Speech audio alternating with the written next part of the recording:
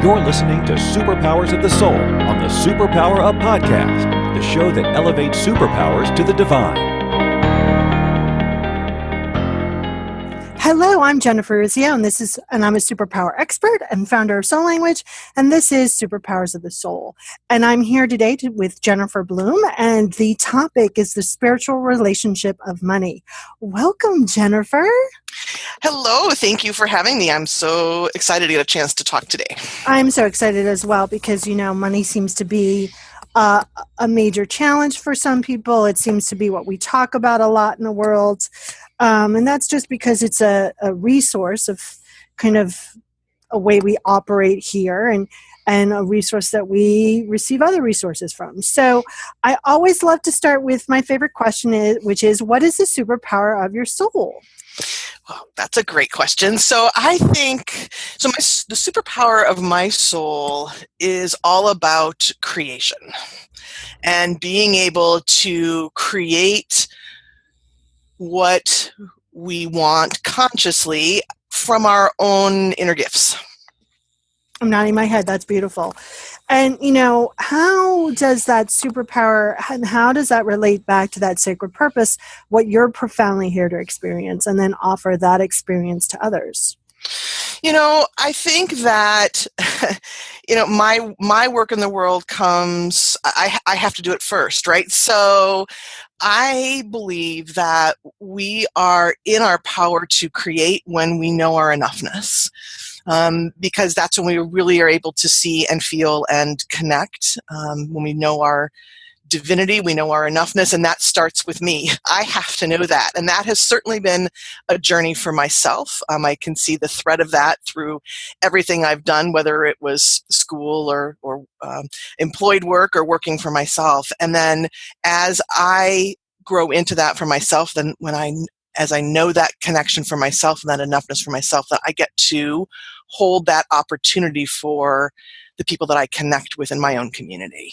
Yeah, and that also is reflected back in your sacred purpose is reflected back in kind of your tangible work as you help people kind of grow more of what they want, right? Well, that's the way I describe what you do. Exactly right. I mean, it's exactly what I offer in those tangible results, right? So whether it's something that's physically coming through you, like a baby or health, or whether it's creating money that you can physically tangibly hold and spend at the store, right? That's that knowing that enoughness is the first step. It's that underlying piece that allows us to be able to create what we want out in the world. So absolutely goes back to what we do. Yeah. So what has been a common theme that your soul or your humanness, or even both, has shared with you across your journey? Well, I think that we were just talking about it, right? That the journey to having what you want on the outside starts with knowing you have what you want on the inside, and really acknowledging that. This is starting to sound self-helpy, but it's so true, right? It's sort of that cliche stuff. But the times where I have expected enoughness to come from the outside first, it never works out, ever. And so that's been the journey. Yeah, and how has that journey allowed you to transform and help others transform?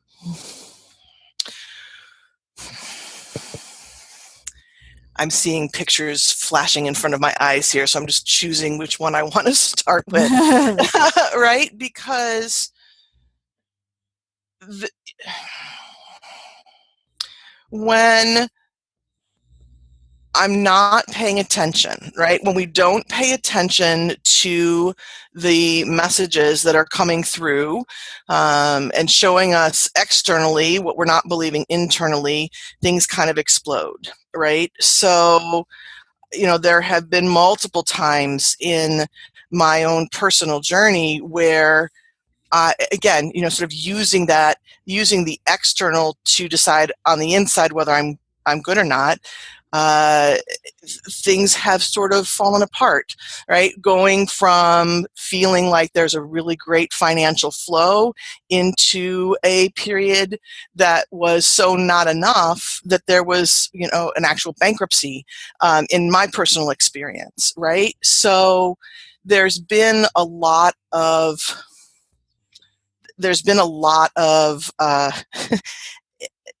help from the divine to shine the light on that feeling and showing where the enoughness isn't enough. Yeah. And that's all that it is, right?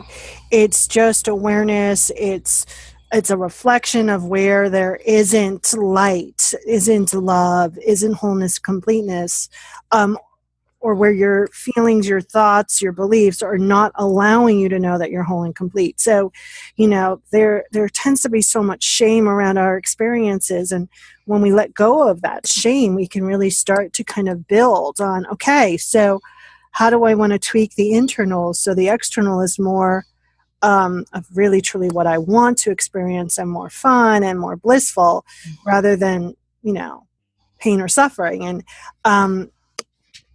you talk a lot about pre-suffering, setting up all those patterns beforehand so you don't suffer. And I think one of the things that you're really good at is helping people understand their pre-suffering patterns when it comes to creating abundance. Yeah, and I think that, because we use abundance to help us not suffer. So let me take a half a step back here and say what I mean by that. I think that one of the ways that we use money on this planet is to ease pain, right? Or to feel safe. And when we do that, we actually end up creating deeper patterns of suffering. I remember this conversation I had with my husband, it was 2001. It was kind of the start of when I was starting to really reconnect to the divine and understand who I was. And that whole year before, I was terrified he was going to get laid off, right? So I was starting a new business. I needed inflow of money from his business. At least that was my story, right? So that I could get started. And there were all of these signs, and I worried about it constantly. And as I look back at that, I see what I was trying to do, right? I was trying to stay safe. I was trying very hard to create this, to make something happen, right? I wanted to shake him by the shoulders and say, make this not happen. But I was using his job as my way of staying safe. And that it never ends. It falls apart. Yeah, it falls apart. And I suffered, and he suffered through that entire time, right?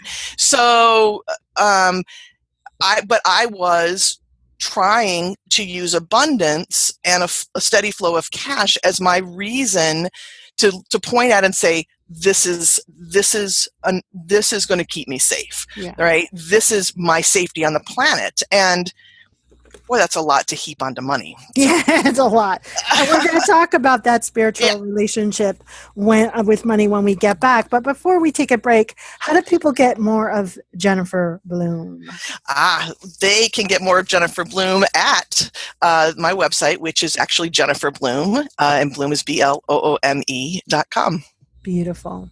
Well, stay tuned because we're going to be going into deeper about this spiritual relationship of money. Are you here to change the world? Do you talk about things like vibration, frequency, awakening, and consciousness? Are you pretty sure you have superpowers? The Superpower Net is unlike normal coaching programs and conscious communities. We provide training, intuitive guidance, peer-to-peer learning, intensive one-on-one coaching, and a high vibrational network of people just like you. When you join the net, you get 24/7 access to a collaborative group of people who support you as you master your personal power and unlock your superpowers. If you're ready to use your superpowers to change the world, then join the Superpower Net today. Visit superpowerexperts.com/the-net to learn more. Hello, everyone, and welcome back. I'm Jennifer Urezzio, and I'm with Jennifer Bloome, and today's topic is the spiritual relationship of money.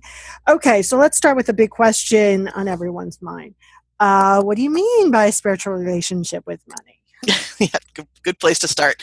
So what I see as a spiritual relationship with money, what I mean by that is it is the foundational relationship that we have that gets to build into that tangible money we have on the outside. So it begins with that acknowledgement that money is of the divine.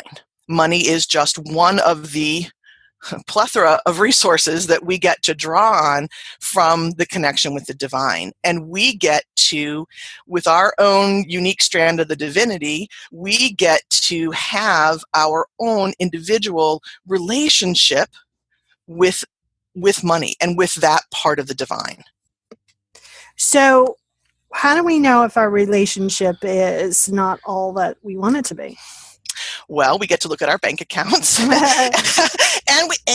we get to look at how we feel when we are thinking about money. So, I think a lot of us put up with relationships in our lives that don't make us feel good. And money is one of those relationships. And so money is truly an energy that you can play with. And if you are in a place of feeling like you are limited, or there's scarcity, or you just have to work really, really hard to get it. Maybe it's flowing for you, but you are putting in so many hours to make it happen, right? So it does get to be a flow and a joy. And so if that isn't happening, then you know that you have an opportunity, if you choose to accept it, to tweak that relationship with money. Beautiful. So how can people go about forming a new relationship? How can they have that conversation with money in a very more conscious way, in a very clear way, in a way that they're not going, oh, I'm just making this up in my head? Yeah, that's a good question. So, there are two things that I would say. The first is to be able to acknowledge that what you're living is your own beliefs, right? And so you get to take a look at those patterns, and you get to shift those. And the second is to utilize a tool that allows you to tune into your own connection with the universe, your own connection to your soul and to money. And the way that I do that is through the paradigm that you have brought to the planet through soul language, and to be able to understand first that your personal connection to your own soul, understanding what you want, how your soul handles money. And then we have this amazing advisory board that we've also brought with us, right, through our sacred partnership languages with money. This is, again, it's this board of advisors that we have brought with us that we get to tune into and build our consciousness and connection with the energy of money from the place of soul. So, and I might have developed a paradigm of soul language, but you developed the paradigm of soul language and money. And I remember when you identified my soul language as my sacred partnership with money, I was like, oh my God, these are the three languages that I don't understand. I mean, I understand it on a soul language level, right? Because I'm a practitioner, but as far as personal, those were like, what? I never get those languages. I don't know what they mean. And that alone was a deep awareness, like, oh, maybe there's some gunk here that I get to clear, and I get to create a relationship with money. So, can you provide a kind of a tangible tool right here, right now, that people can start kind of doing and being so that their money relationship can change? Because you know how much I love tangible tools. I know you do. Okay, so here's what I'd like us to do. If you will play along with me, go ahead and take a nice deep breath and close your eyes. And I want you to bring yourself into a really safe, sacred place. It can be inside, it can be outside, whatever feels best. And then in front of you, imagine that you have this beautiful well, like a wishing well. Whatever that looks like to you. I'm laughing because I went to a baby shower yesterday and they had a wishing well. So. Oh, fun. It's in the airwaves, I guess. All right. And so as you come over to the edge of the wishing well, you notice that there's a cover on top. And there's a few little holes that are in the top here. And as you come over and you see those holes, you are joined by money. And money lets you know that in the bottom of that well is all your abundance. And that you get to open a new hole. You get to open a new connecting point with that so that you can reach down into that well and ask money what you get to let go of to open up that connection for yourself. And then take a nice deep breath. And I'll share if you'll share. Sure. It was very interesting. So it was like really like kind of elfish. I was like, why are we in like Gandalf land? But the like cover was like marble with like this tree trunk kind of handle on it, and the holes first were like they were all playing cards, you know, diamonds and clubs and spades and hearts, and then money came over, and money's like, yeah, just go like this, and money touched the marble thing and it just fell away.